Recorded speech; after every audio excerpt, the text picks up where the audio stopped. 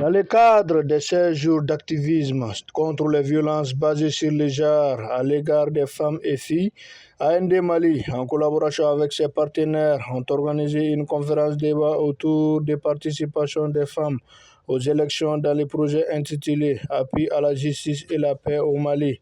C'est mardi 5 décembre 2023 au centre Mabili de Sogoniko. C'est vraiment échanger avec les femmes déplacées sur leur participation au processus électoral, notamment les violences qui peuvent être faites aux femmes et aux filles, et y compris aux jeunes garçons lors des élections à venir.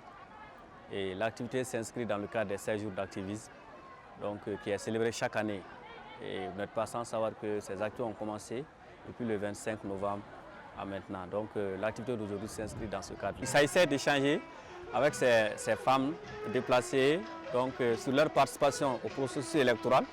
Et par rapport à ça, elles ont eu à mettre l'accent sur beaucoup de choses, notamment le fait qu'elles n'ont pas accès aux cartes d'électeurs et aussi aux actes de naissance.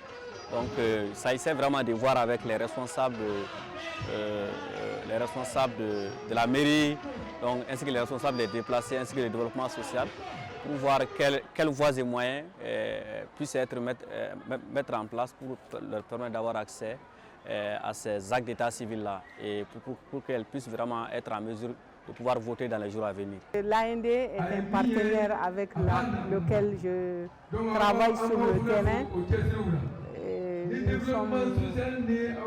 Nous travaillons tous sur la justice transitionnelle. Donc nous complétons, étant la présidente des victimes. L'AND, quand ils ont des activités, ils m'appellent pour participer, voilà, pour que je puisse motiver les victimes pour eux et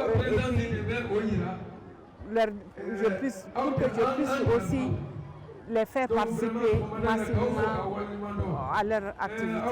Le gouvernement de la transition nous a fait beaucoup, nous les victimes, parce que c'est à la transition que nous avons eu une loi qui a été votée pour les victimes. Et une loi a été promulguée et en même temps il y a eu une agence de réparation qui a été aussi mise en place, qui s'appelle Autorité de gestion des réparations des victimes, dont moi-même je suis membre, j'ai été nommée.